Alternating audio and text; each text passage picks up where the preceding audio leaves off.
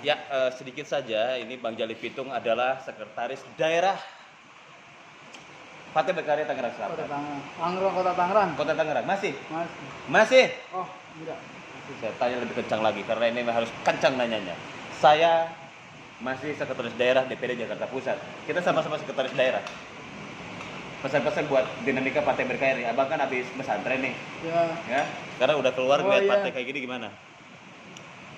yang pertama saya menyampaikan rasa keprihatinan yang dalam atas terjadinya dualisme kepartaian di Partai Berkarya.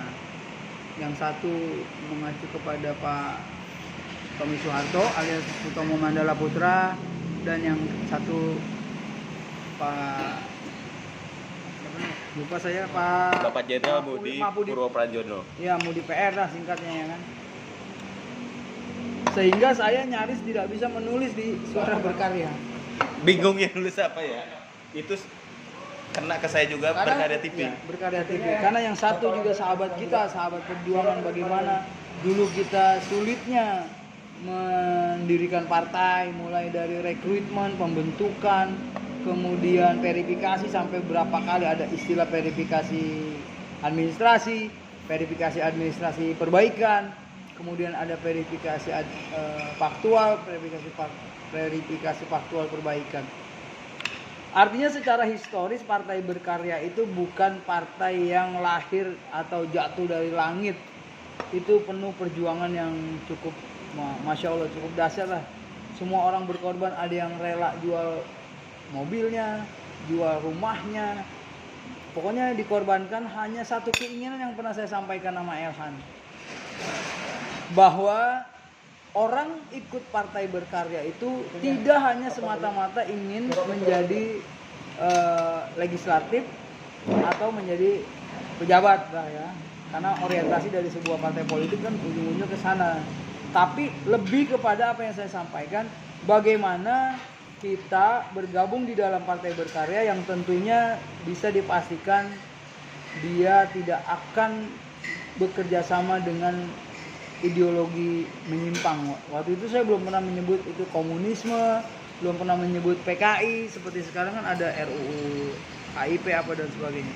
2 tahun yang lalu saya masih memakai istilah ideologi menyimpang. Dan saya berkeyakinan bahwa partai yang dibangun oleh Pak Presiden Soeharto itu, saya yakini bahwa dia anti komunis. Itu yang penting. Yang kedua, Partai Berkarya secara historis ini kan juga secara komparatif penyebarannya ke seluruh daerah, yang ketua-ketua DPW ini punya sejarah panjang. Jadi saya berharap, saya tidak menghimbau tapi ini hanya impian saja, saya berharap untuk dilakukan rekonsiliasi saja, baik dari kubu Pak Tommy Soeharto maupun Pak Mudi PR. Mengingat bahwa kita adalah semua sama-sama saudara, teman seperjuangan. Kalaupun dibuat partai baru, kita harus membangun baru. Kemudian yang dipakai oleh Pak Mudi PR mungkin secara administratif, secara legalitas sudah ada daftarnya di Direktorat Jenderal Administrasi Hukum Umum ya, di Kemenkumham. Akan tetapi di grassroots-nya, kalau itu bukan Tommy Soeharto atau keluarga Cendana, tapi mohon maaf, saya sekali lagi ini secara pribadi, boleh kan kita berpandangan pribadi? Boleh, ya? saya juga secara pribadi Saya mengelantarkan khawatir opini. orang pasti kan, sejak awal saya nulis Suara Berkarya itu berdiri tahun 2017 bulan Februari, di dalam rangka memberi semangat membangun Partai Berkarya secara publikatif semampu saya. Kalau istilah orang dulu tuh pakai areng tuh, bukan pakai pulpen. Yang penting bagaimana orang mengenal Partai Berkarya. Saya menyampaikan bahwa membangun opini publik, membentuk keinginan masyarakat yang terpecah, yang rindu akan kepemimpinan Soeharto, bahwa saya sampaikan Tommy Soeharto adalah ikon Cendana. Jadi Partai Berkarya itu identik sekali dengan Tommy Soeharto. Begitu juga sebaliknya. Nah, kalau ini dibelah dua, ya kan? Yang pertama secara matematis massa juga terbagi dua kan. Nah, kemudian secara ideologis orang juga, loh ini udah bukan Tommy lagi misalnya kan. Jadi orang tahunya Partai Berkarya adalah Tommy misalnya gitu. Jadi saya berharap, dulu saya pernah punya impian begini. Ini impian saya yang kandas sebenarnya. Rapimnas 3 saya berharap nih Rapimnas 3 saat itu bahwa yang diganti itu pada saat itu ketua umumnya saja, ya kan? Sehingga Pak Badarudin Andi Picunang tetap dia melakukan konsolidasi secara konstruktif ke bawah karena memang sudah akrab, kemudian juga sudah seperti Mur sama Baut maka kuat. Nah ini akhirnya Partai Berkarya tidak lolos. Nah kalaupun juga sekarang mau dikembalikan secara rekonsiliatif, saya tidak bermaksud menggurui, tapi ini harapan saya sebagai kader ya yang udah ngerasain bagaimana membangun. Katakanlah Pak Tommy Soeharto tetap jadi ketua dewan pembina, kemudian Pak Badarudin jadi apa di sana sekjen, Pak Mukdi PR menjadi ketua umum. Nah ini menurut saya, sekali lagi mohon maaf, ini menurut saya ini sebuah sinergisitas yang super dahsyat. Jadi ada satu kepemimpinan manajemen tentang administrasi dan kepartaian, ada full power secara ikonisasi, lambang Soeharto, cendana, dan ada sosok ketua umum partai Pak Mudi yang juga punya latar belakang militer. Tentunya kalau militer insya Allah dia jauh lah dari ideologi menyimpang seperti komunisme, leninisme, ateisme. Karena sumpah prajurit itu yang saya dengar kemarin dari Pak Gatot adalah bahwa setia kepada Pancasila dan NKRI. Pancasila itu adanya tidak lepas dari ketuhanan. Sila-sila yang lain itu merupakan sebuah penjabaran dari orang-orang yang percaya tentang ketuhanan. Jadi singkat sekali sebenarnya, pemahaman tentang Pancasila itu sederhana. Nggak usah sekolah ke luar negeri lah kalau Pancasila itu. Cuma yang miskin ini kita adalah penerapannya. Kita nih hebat, banyak, kaya, itu ceritanya. Saya tidak ingin Indonesia jadi pendongeng Pancasila. Saya ingin Indonesia menjadi pengamal Pancasila. Sekarang bagaimana pengamal? Penghafal saja mahasiswi tidak tahu. Anak saya tuh yang kecil tuh jangan, kalau nggak dikasih tahu dia nggak tahu Pancasila itu apa.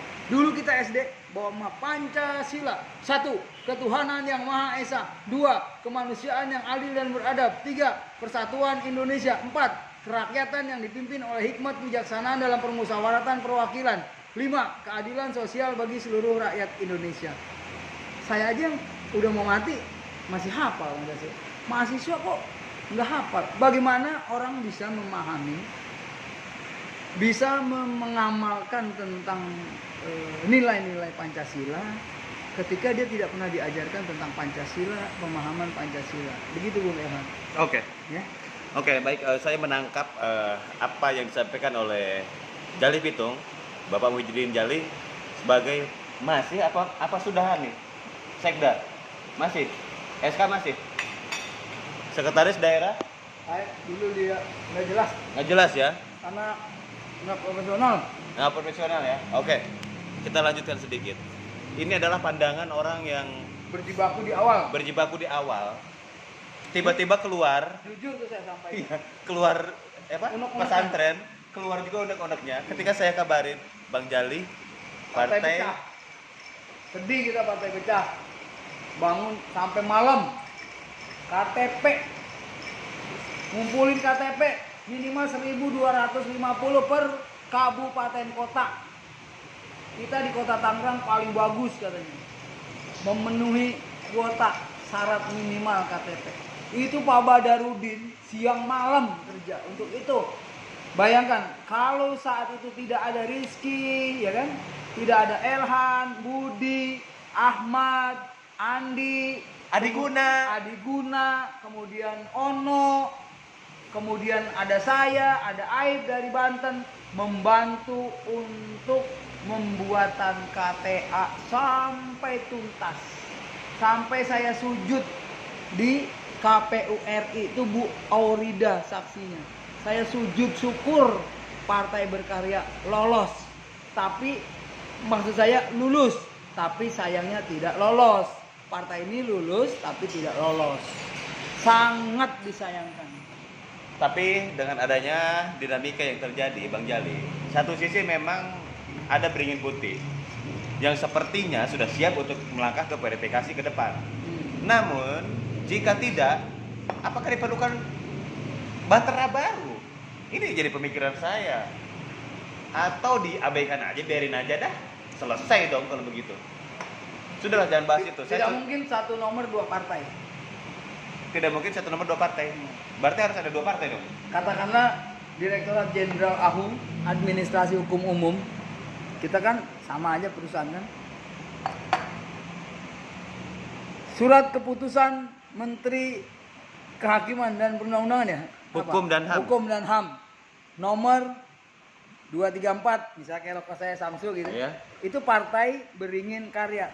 Tidak mungkin itu ada partai lain yang namanya sama. Menarik. Saya menangkap ada sinyal di sini bahwasanya Nah, kalau itu mau dibangun berdasarkan ormas-ormas yang saya dengar dikumpulkan apa namanya? Front nasional berkarya. Nasional Berkarya. Bisa saja itu akan terjadi Partai Nasional Berkarya atau apalah namanya. Tapi kita akan membangun kembali, menata kembali untuk kepentingan pengembangan partai ke depan. Ini kan orang taunya sudah, oh Bang Jali Pitung Partai Berkarya ya, iya. Oh Partai Berkarya ya, oh partainya anaknya Pak Harto ya, oh partainya Tommy ya. Kemudian ini bukan partainya Tommy, ini bukan Partai Berkarya lagi. Pak Tommy partainya Ibido. Jadi nanti orang bingung. Tapi itu bukan pendapat atau keharusan. Itu hanya pendapat Bang Jali Pitung sebagai anak bawang di Partai Berkarya. Anggaplah sebagai debu-debu kecil yang berterbangan. Saya tidak punya kontribusi dan tidak punya ambisi apa-apa di partai. Saya ikut Partai Berkarya karena anti komunisme. Saya yakin bahwa keluarga Cendana, dalam hal ini keluarga Pak Harto, secara ideologis dia pasti anti komunis. Saya orang Betawi yang dibesarkan di dalam dunia keislaman. Nauzubillah kalau saya ambil komunis. Saya tidak menyebut partai apapun partainya. Mau partai itu Bintang Laut, mau partai itu namanya Mekah, mau apa terserah. Yang terpenting adalah tidak menggunakan ideologi yang menyimpang dari Pancasila. Jadi partainya apa aja boleh. Oke, saya menangkap sinyal dan saya harus closing karena tadi kita sudah membicarakan bahwa kami adalah media yang memang berjibaku di Partai Berkarya dari sejak awal verifikasi. Media-media kita ini yang menyemangati teman-teman di seluruh Indonesia. Kalau ada yang mau bantah silahkan ya. Dan sepertinya kita harus tutup dulu berkarya kita. Berkarya TV harus ditutup dulu. Itu faktanya empirik kok, rekam jejak digitalnya ada kok. Ah, iya. Kan iya. ada nggak? Ada. Saya nulis suaraberkarya.com itu udah 487. 70% istrinya itu adalah berkarya supporting party. Iya. Bagaimana mengetengahkan Partai Berkarya di masyarakat? Bagaimana memperkenalkan Partai Berkarya di tengah masyarakat melalui jaringan media partner. Seadanya. Yang dimunculkan memang suaraberkarya.com dan Berkarya TV. Iya. Itu dua. Padahal kami sudah persiapan sekitar 400 media partner yang dikelola oleh YouTuber di seluruh Indonesia. Ini akan bagi-bagi pada suatu hari. Dan biarkan jaringan media kita tetap ada. Sekarang kita makan. Alhamdulillah. Nggak bisa kita mikirin buat rakyat kita kelaparan. Jadi kita makan. Makan dulu. Jadi slogannya suara berkarya, berkarya dengan suara.